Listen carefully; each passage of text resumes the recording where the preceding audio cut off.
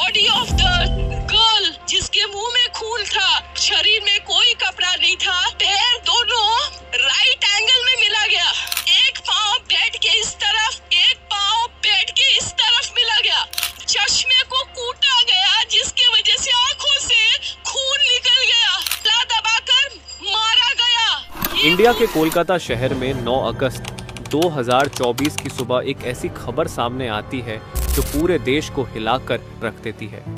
ये खबर थी एक 31 साल की महिला डॉक्टर की, जो कोलकाता के आरजिकर मेडिकल कॉलेज एंड हॉस्पिटल में अपनी ट्रेनिंग कर रही थी। हॉस्पिटल जैसे सुरक्षित माने जाने वाले जगह पर इस महिला डॉक्टर का मर्डर एंड रेप होना काफी चौंकाने वाला था। इस घटना का खुलासा तब हुआ जब डॉक्टर के डेथ बॉडी का पोस्टमार्टम किया गया। इस रिपोर्ट ने लोगों की रूह तक को हिला दिया, क्योंकि यह मामला सिर्फ एक मर्डर का नहीं था, बल्कि इससे कहीं ज्यादा खौफनाक केस था। पोस्टमार्टम रिपोर्ट में खुलासा हुआ कि उस डॉक्टर की हत्या गला घोंटकर की गई थी, इतनी ताकत से कि उनका थायराइड कार्टिलेज तक टूट गया था। इस हत्या के पहले डॉक्टर ने अपनी जान बचाने के लिए कोशिश किया था। इसका सबूत उनके शरीर पर मिले कई निशानों से मिला। सबसे डरावना सच तब सामने आया जब डॉक्टर के प्राइवेट पार्ट्स पर घावों के निशान पाए गए। इससे साफ हुआ कि यह सिर्फ मर्डर का मामला नहीं था, बल्कि ये रेप के बाद किया गया एक खौफनाक हत्याकांड था। हॉस्पिटल के परिसर में इतनी बड़ी घटना हो जाती है और किसी को कान खबर तक नहीं होती। क्या उस रात कुछ ऐसा हुआ था जिसे जानकर आप गुस्से से बौखला जाओगे? क्या वहां कोई और था जिसने इस क्रूर घटना को अंजाम दिया? और अगर था तो आखिर कौन था? इन्हीं सवालों के जवाब खोजते हुए हम आज की इस वीडियो में आपको बताएंगे कि आखिर क्या हुआ था उस रात इस मेडिकल कॉलेज के शांत माने जाने वाले परिसर में। जब आपको सच का सामना होगा तो यकीन मानिए आपके भी रोंगटे खड़े हो जाएंगे। Guys, before starting this video let me tell you कि मैं यहाँ पर उन फीमेल डॉक्टर को श्रुति नाम से रेफर करने वाला हूँ, एंड ये उनका रियल नेम नहीं है, सो कंफ्यूज मत होना। श्रुति एक जूनियर डॉक्टर जो कि कोलकाता के आरजिकर मेडिकल कॉलेज एंड हॉस्पिटल से अपनी डॉक्टर की ट्रेनिंग ले रही थी 8 अगस्त 2024 को। और दिन की तरह श्रुति अपनी नाइट शिफ्ट पर होती है और वह अपनी जॉब कर रही होती है। तभी रात के 11 बजे उन्हें अपनी मदर का फोन आता है, जैसे कि हर दिन आता था, क्योंकि पेरेंट्स को तो अपने बच्चों की चिंता हमेशा होती है। श्रुति की मदर उनसे पूछती है कि क्या तुमने खाना खा लिया और तबीयत वगैरह तो ठीक है तुम्हारी? जिसके रिप्लाई में श्रुति बोलती है कि उनकी तबीयत एकदम ठीक है और वो बस अभी कुछ पेशेंट्स को देखने जा रही है, जिसके बाद वो अपने कलीग्स के साथ बैठकर खाना खाएंगे। अपनी मदर से बात करने के बाद श्रुति पेशेंट्स को देखने राउंड पर निकल जाती है। सारे पेशेंट्स को देखने में और अपना काम खत्म करने में श्रुति को रात के 2 बज जाते हैं, जिसके बाद वो अपने कलीग्स के साथ जाकर हॉस्पिटल कैंटीन में ही बैठ जाती है, जहां मिलकर ये लोग अपना खाना भी खाते हैं और साथ साथ थोड़ी बातें भी करते हैं। खाना खाते खाते और बात करते हुए रात के 3 बज जाते हैं और इस वक्त श्रुति थोड़ी थकान सी फील कर रही होती है, तो वो अपनी थकान दूर करने के लिए इस हॉस्पिटल के 4th फ्लोर में बने सेमिनार हॉल में जाकर रेस्ट करने लगती है। श्रुति के रेस्ट करते करते सुबह के 7:30 बज जाते हैं, पर वो तब भी इस सेमिनार हॉल से बाहर नहीं आती, जो कि काफ़ी ज़्यादा अनयूजुअल था, क्योंकि श्रुति कभी भी आधे 1 घंटे से ज़्यादा का ब्रेक नहीं लेती थी। हॉस्पिटल का एक वर्कर जो कि सुबह की शिफ्ट स्टार्ट होने से पहले हॉस्पिटल के सारे रूम्स को चेक कर रहा होता है, और वो ऐसे ही सारे रूम्स को चेक करते हुए इस सेमिनार हॉल की तरफ आता है। जैसे ही वो सेमिनार हॉल के बाहर आकर उसका गेट खोलता है, उसकी आंखों के सामने होता है एक भयानक नज़ारा, जिसे देखकर वो बहुत जोर से चीख पड़ता है। इस वर्कर की चीख सुनकर आसपास के लोग वहां इकट्ठा होने लगते हैं और देखते हैं कि इस सेमिनार हॉल के अंदर श्रुति की बॉडी बिना कपड़ों के पड़ी हुई है और उसके बॉडी पर कुछ ब्लड के निशान भी हैं। यहाँ खड़े सब लोगों के लिए ये एक ट्रामा से कम नहीं था, स्पेशली दूसरी फीमेल डॉक्टर्स एंड वर्कर्स के लिए, क्योंकि उन्होंने अपनी आंखों के सामने ऐसा नज़ारा पहली बार देखा था। वो भी हॉस्पिटल प्रेमिसेस के अंदर श्रुति की बॉडी को देखकर आसपास खड़े सारे लोग उसे एक स्ट्रेचर पर लेटते हैं और इमरजेंसी रूम में लेकर जाते हैं ताकि डॉक्टर्स उसकी कुछ हेल्प कर सकें। काफ़ी देर तक डॉक्टर्स के स्ट्रगल करने के बाद भी एट द एंड श्रुति कुछ घंटों के बाद अपना दम तोड़ देती है। हॉस्पिटल में कुछ लोग थे जो कि इस मर्डर एंड रेप केस को एक नॉर्मल केस जैसा दिखाने की कोशिश कर रहे थे, जस्ट बिकॉज कि वो इस हॉस्पिटल का नाम बचा सके।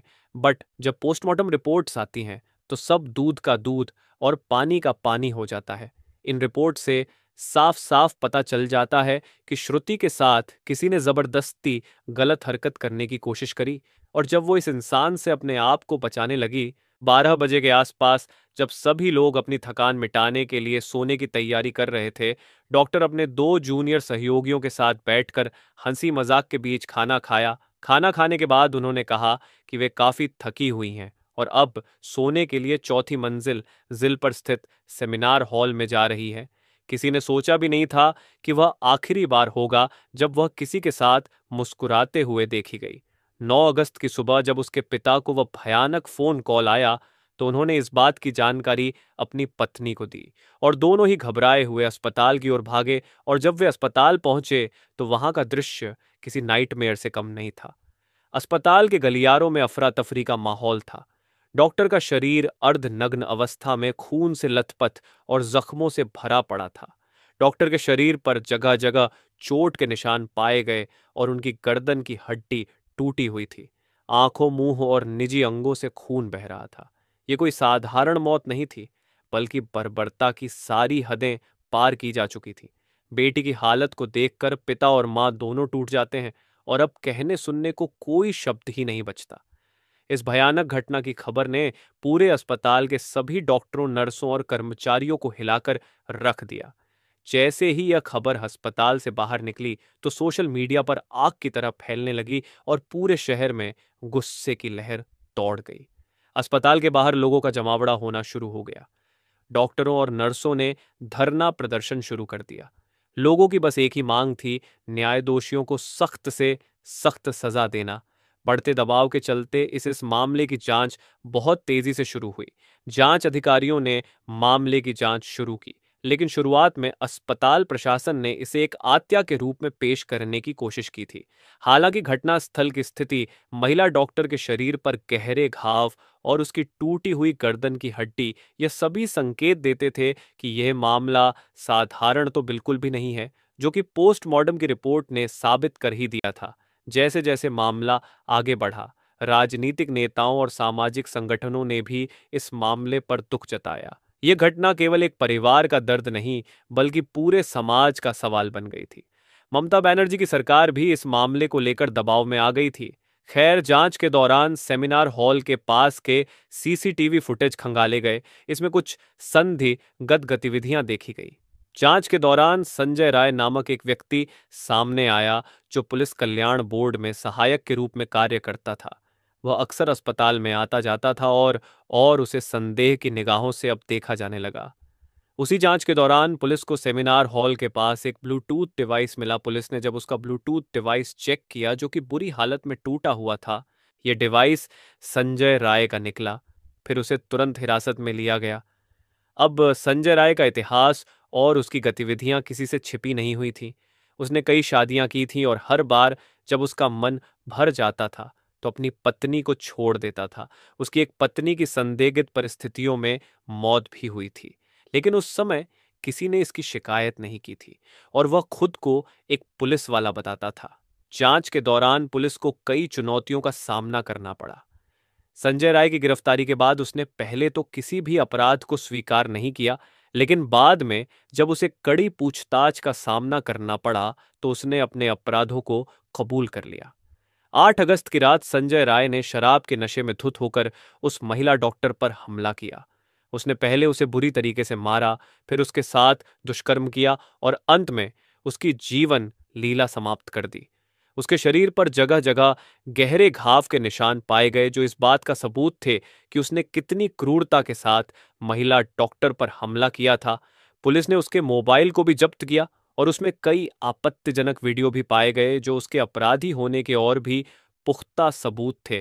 फिर पुलिस ने संजय राय के खिलाफ भारतीय न्याय संहिता की धारा 64 और धारा 103 के तहत मामला दर्ज किया और सियालदा अदालत में उसे पेश किया, जहां पर उसे 30 अगस्त तक पुलिस रिमांड में रखे जाने की मंजूरी मिली। बाकी अभी यह मामला चल ही रहा है, तो हो सकता है कि उसमें अभी और भी नए खुलासे हो जाएं। इस घटना ने हमें यह सोचने पर मजबूर कर दिया है कि हमारा समाज किस दिशा में जा रहा है। इस घटना ने हमें यह भी सिखाया कि समाज में महिलाओं की सुरक्षा के लिए केवल कानून ही नहीं, बल्कि समाज की सोच और जागरूकता भी महत्वपूर्ण है। चैनल को सब्सक्राइब जरूर करना। Thank you.